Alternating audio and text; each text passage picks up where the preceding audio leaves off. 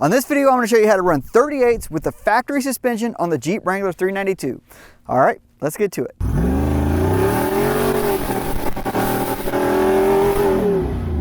For nearly a year now, my dad's 2024 Jeep Wrangler Rubicon 392 has been sporting the stock suspension along with a 35 by 1250 R17 Nitto Trail Grappler. While the 35s work great, the limited suspension travel had finally got him looking at moving up with a better suspension lift and larger set of tires. Once he decided on what setup he wanted, I grabbed his keys and went to work. Now the wheels that he opted for were ordered through my local off-road shop, Low Range 4x4 here in Wilmington, North Carolina. They are a 17x9 KMC Tank Beadlock with a matte bronze finish. The wheel weighs approximately 30 pounds and is offered in two different back spacings. The one he opted for has 4.4 inches of back spacing. As you can see from the clips, these KMCs are a true beadlock wheel, meaning the outside bead of the tire is locked in place using an external ring that bolts to the wheel. The reason you would want a true beadlock is to ensure the bead won't dislodge off-road, something that can easily happen once you drop the air pressure below 10 psi, or really when you get the tire in a hard binding situation where the sidewall gets a lot of pressure on it. Given how much positive experience he had with the 35-inch tall trail grappler, he decided to go with a 38 by 1350 version. In my experience, this tire rolls smoothly, it works unbelievably well off-road, and it has a logic-defying tread pattern that, while incredibly aggressive, somehow remains quiet on the highway. It's basically a magic tire. In terms of putting the spare on the back, the 392 comes with the Mopar tailgate reinforcement and spare tire relocation bracket, so I was actually able to shoehorn it on without a lot of problems. Yes, it does contact the bumper slightly, but not too much to be concerned with. The bigger issue is that the spare tire isolators on the tailgate no longer touch the tire. This could definitely fatigue the tailgate, so probably an area that's going to need to be addressed eventually. Now, before I even pulled the Jeep off of the rack, I knew there was one spot that was going to be an issue, and that was the plastic cover that's located at the base of the rear bumper. So I used an 8mm and pulled off the 3 bolts securing the cover in place, and I was on my way. While I didn't experience any rubbing on the first drive with the Jeep, from previous experience, I knew that the stock bump stop amount was not going to be enough for a 38 to cycle off-road. So I pulled the stock 1-inch bump stop the Jeep was equipped with from the factory out back, and I used these stackable ones that I had left over from my JKS suspension lift. In total, I built them up to be 2.5 inches. Up front, it's a little bit more unique because the 392 bump stop towers are already 2 inches longer than what you would find on a standard Rubicon. This means I already had more bump out of the gate, so here I only added in 2 half-inch bump stop spacers, giving me a total of 1 inch of bump.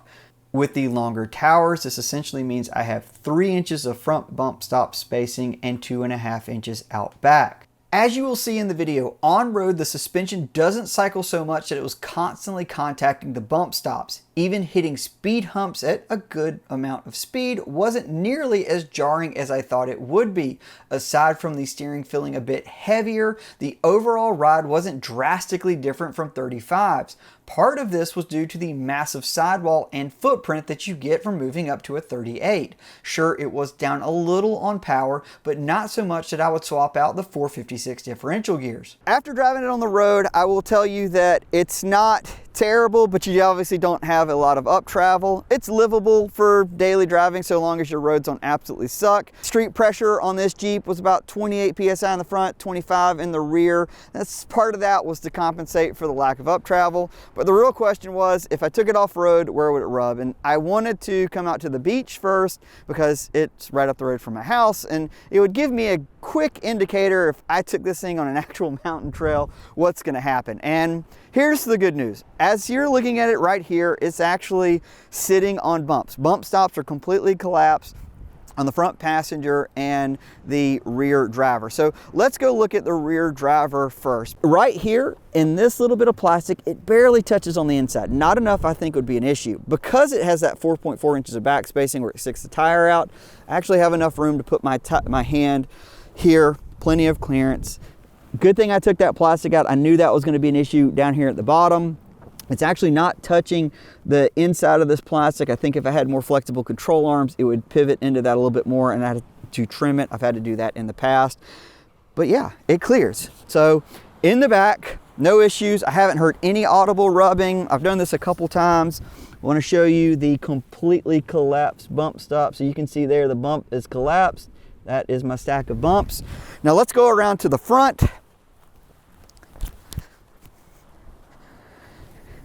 Okay, so this is the spot that I was the most worried about, partly because the passenger side has this crash bar here. So, good news, do not hit the crash bar, got plenty of room. As you can see, plenty of room on the control arm, so that's fine as well. Now, I will say, it is rubbing, however, on the inside of this plastic, enough where it's not grabbing it, where it's gonna like peel the flare back because it's pretty tucked down there. But you do hear it and you do notice that it is rubbing. Now, I don't think this is going to be that big of an issue in the back, but the problem is in here, it's contacting. It'll work.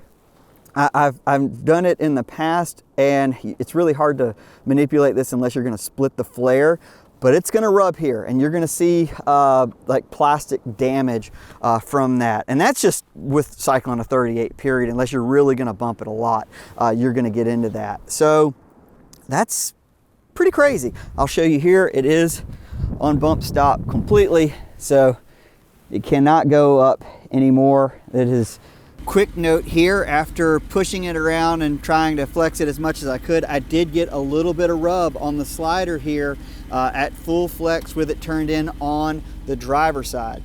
It is worth noting that before I got out here on the sand, I did go ahead and air down the tires. So I'm sitting right about 12 PSI front and 10 PSI rear. Now the reason I picked those pressures is because that is what, if I was out actually wheeling this thing, I'd probably be closer to like 12 and 8 in the back, but I wanted to get as close to what my real trail pressure would be. So if I flexed it and something hit, it wouldn't be that big of a surprise. After taking it on the beach, I made the decision to stop my off-roading test there. While I don't think the fender rubbing was much of an issue, the tire hitting the slider let me know that there was no need to push it even further, as this setup would at the very least need a set of aftermarket control arms, or I would need to trim the slider to make it work. So does this mean that you can't run a 38 on the factory suspension? On-road, it's fine, but off-road, there's clearly some issues that will require either aftermarket parts or you splitting the flares along with trimming the sliders, both of which aren't really that big of a deal. It just depends on what you want to do. For the type of wheeling this Jeep's going to do and on-road comfort my dad is after, it's going to go ahead and get a suspension kit. Truth be told, it's sitting in my garage right now, so you will be seeing a very quality suspension kit going underneath this Jeep that will give it plenty of room for these 38s. Until then, if you want to see my full opinion on 38s actually on a trail, click the video link that you see coming on the screen now. Over a year ago, I put 38s under my 21 Sarge Green 392, and I give you the full breakdown on the pros and cons of going with that tire. If you do have any questions, just drop them in the comments. And if you want to see what I'm working on behind the scenes, you can always give me a follow on all social media at Ali Mansour Editor. As always, I appreciate you guys watching, and I hope to see you on the trail. Thanks for sticking around to the end. Hopefully you enjoyed this video, and if you did, please consider subscribing to the Driving Line channel. Our goal is to excite, entertain, and educate you on all things automotive. So if you want to come be part of our journey, please hit that subscribe button, and we hope to see you on the next video. Take care.